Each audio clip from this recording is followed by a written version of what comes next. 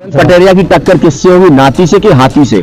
मैं कोई भविष्यवक्ता नहीं हूँ, मैं अपना काम कर रहा हूँ। हाँ, अरविंद पटेरिया को अभिमन्यु की तरह घेर कर रखा है सारे लोगों ने। अब अभिमन्यु किस तरीके से चक्रव्यूह से निकलेंगे? एक बार घेर चुका है मन्यु।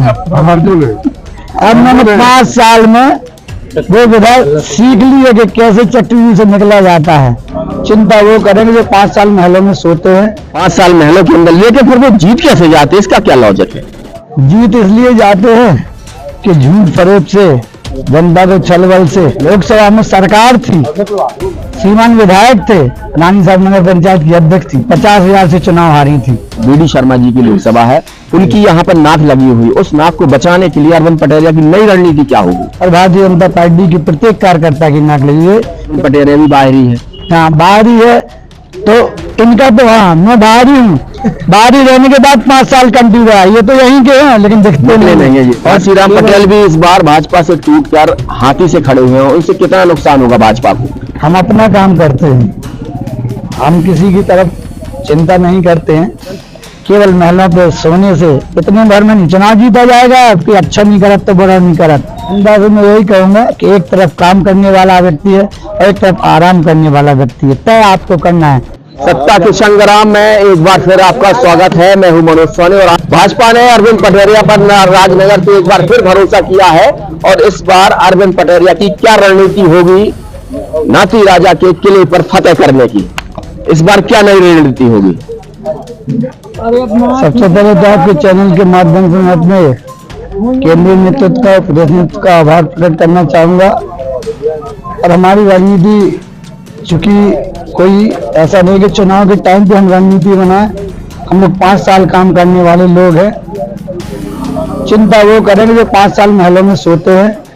हम लोगों ने, क्योंकि मैं हारा हुआ प्रत्याशी था, मैं चुनाव हार गया था, लेकिन हारने के बाद भी मैं रुका नहीं। मैंने जनता के बीच में रह करके काम किया है। जिस प्रकार से हमारी, चाहे वो केंद्र सरकार की योजना हो, चाहे मध्य प्रदेश की सरकार की योजना हो, जो जनहितैषी योजना है, निश्चित रूप से जनता के चेहरे पे जो उमंग है, उत्साह है भारतीय जनता पार्टी को वोट करने के लिए, चाहे वो बुजुर्ग हों, चाहे वो माता बहनें हों, चाहे वो नौजवान साथी हो, सारे के सारे पूरी उमंग के साथ कह रहे हैं कि भारतीय जनता पार्टी को मतदान करेंगे और सरकार भारतीय जनता पार्टी। कहा है अरविंद जी के जो महलों में रहते हैं, 5 साल महलों के अंदर लेके फिर वो जीत कैसे जाते हैं, इसका क्या लॉजिक है? जीत इसलिए जाते हैं कि झूठ फरेब से, जनता के छलबल से।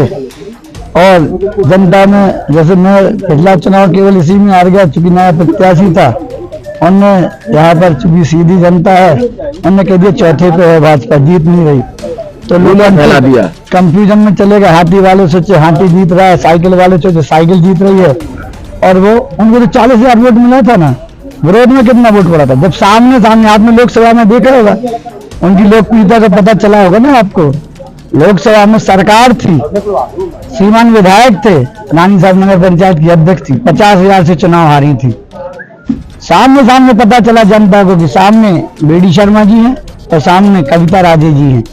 तो देखा आपने, 50,000 से भारतीय जनता पार्टी जीती। इससे आपको अंदाजा लगेगा कि उनकी राजनगर विधानसभा खजुराहो लोकसभा है, अपने बीडी शर्मा जी की लोकसभा है, उनकी यहाँ पर नाक लगी हुई, उस नाक को बचाने के लिए अरविंद पटेरिया की नई रणनीति क्या होगी? ऐसा नहीं है, चूंकि वो प्रदेश के अध्यक्ष, केवल इस विधानसभा में नहीं, उनकी पूरी मध्य प्रदेश में नाक लगी हुई, चूंकि वो पूरे मध्य प्रदेश के अध्यक्ष हैं। और भारतीय जनता पार्टी की प्रत्येक कार्यकर्ता की नाक लगी है, क्योंकि कांग्रेस नहीं है कि नेताओं की नाक लगे, यहाँ पर कार्यकर्ताओं का दल है। ये नेताओं का दल नहीं है कि एक नेता खत्म तो पार्टी खत्म, नहीं। भारतीय जनता पार्टी यहाँ व्यक्तियों की पार्टी नहीं है। आपने देखा होगा जो बीडी शर्मा जी आज चुनाव लड़ने आए थे, लोग क्या बोले कि यार बाहर के आ गए हैं, कैसे चुनाव निकलेगा। उन्होंने यही शब्द बोला था कि भारतीय जनता पार्टी है, यहाँ प्रत्याशी चुनाव नहीं लड़ता है, यहाँ कार्यकर्ता चुनाव लड़ते हैं। और उन्होंने दिखाया कि 5 लाख से जीते, कितने से? ऐतिहासिक 4,92,000 से प्रत्याशी भारतीय जनता पार्टी का जीत के गया। तो यार प्रत्येक, उनकी नाक नहीं, प्रत्येक कार्यकर्ता इस तरीके से चुनाव लड़ता है बूथ पे, तो उनकी स्वयं की नाक लगी है। इसलिए कांग्रेस ये भी आरोप लगा रही है, उड़ा रही है, जो कुछ भी है, कि वो कह रहे हैं कि अरविंद पटेरिया भी बाहरी है। हाँ, बाहरी है तो इनका तो, हाँ मैं बाहरी हूँ, बाहरी रहने के बाद 5 साल कंटिन्यू रहा। ये तो यहीं के हैं लेकिन दिखते नहीं है। हाँ, अगर कोई आदमी बाहर का है और वो मदद कर रहा है, मैं कहा कब आ रही हूँ, तुम लोग दहशत ज्यादा है उनको, अरविंद की। बचपन से रह रहे हो मेरे साथ में, आप भी मित्र, यहाँ पर जो भी लोग खड़े हैं सब जानते हैं। KG1 से मेरी पढ़ाई छतरपुर में, 40 साल में मैं छतरपुर का नहीं हो पाया, इस जिले का नहीं हो पाया, ये महलों में रहकर। क्यों? क्योंकि ये राजशाही है, ये राजमहलों में रहने वाले हैं, तो ये पूरे जिले से चुनाव लड़ सकते हैं, है ना। और मैं एक विधानसभा तय करके नहीं रख सकता हूँ, इतनी जनता पागल नहीं है। इनकी बाहरी और भीतरी में टिकट टाइम में कांग्रेस का फेल आया, ये सलू का था, अरे इससे कोई अंतर पड़ने वाला नहीं है। मैं तो इस बार तो चलो 5 साल क्षेत्र में रहा, पिछले चुनाव में तो मैं 15 दिन पहले आया था, लेकिन जनता ने प्यार इसने भरपूर दिया था। और श्री राम पटेल भी इस बार भाजपा से टूटकर हाथी से खड़े हुए हैं, उनसे कितना नुकसान होगा भाजपा को? हम अपना काम करते हैं, हम किसी की तरफ चिंता नहीं करते हैं, क्योंकि हमें अपने काम पर भरोसा है। हमने 5 साल काम किया है, हम जनता के बीच में रहे हैं, हमने सुख दुख में लोगों के काम आए हैं, हमने परिवार माना है क्षेत्र को। और मुझे पता है कि हर बुजुर्ग मेरे को बेटे के समान, हर जो माताएं बहनें भाई के समान, हमारे जो नौजवान साथी हैं वो बड़े भाई छोटे भाई की तरह मुझे स्नेह प्यार करते हैं, तो मुझे इस पर गर्व है।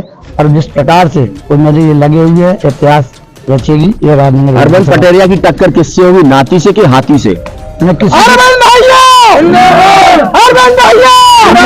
कहाँ पड़े हो चक्कर में, कोई नहीं है टक्कर में, कैसी बात कर दिया। मैं कोई भविष्यवक्ता नहीं हूँ, मैं अपना काम कर रहा हूँ। हाँ, ये मैं कहता हूँ कि हमें प्रचंड बहुमत, जो हमारा पार्टी का लक्ष्य था कि 50% से वोट, 51% वोट चाहिए, उससे ऊपर लक्ष्य लेकर के हम जाएंगे। अब फाइट का किसी से। अरविंद पटेरिया को अभिमन्यु की तरह घेर कर रखा है सारे लोगों ने, अब अभिमन्यु किस तरीके से चक्रव्यूह से निकलेंगे? एक बार घेर चुका है अभिमन्यु, अब मैंने 5 साल में वो विधायक सीख ली है कि कैसे चक्रव्यूह से निकला जाता है, और समय बताएगा मनोज भाई। मतलब इस बार गड़ी पे झंडा भाजपा का फहराना निश्चित। गड़ी पे क्या है, विधानसभा पे फहराएंगे हम लोग, भारतीय जनता पार्टी के विधानसभा में फहराएंगे, क्योंकि हमारा लक्ष्य गड़ी थोड़ी है कि हम गड़ी पे जाकर के फहराएंगे। विधानसभा क्या है? मतलब हमारा, हाँ, विधानसभा में भारतीय जनता पार्टी का परचम फहरेगा।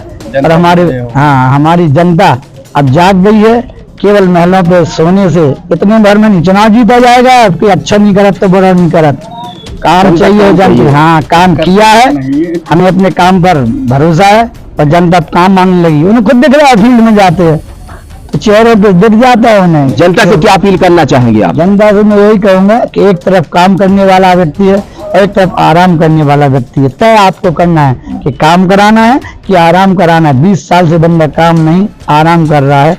मेरा तो यही निवेदन है कि काम करने वालों को अगर मौका दोगे तो निश्चित रूप से आपके क्षेत्र का विकास होगा, और यहाँ पर जो अभी तक जो विकास छूटे हुए हैं उनको हम पूरा करने में सफल हो पाएंगे।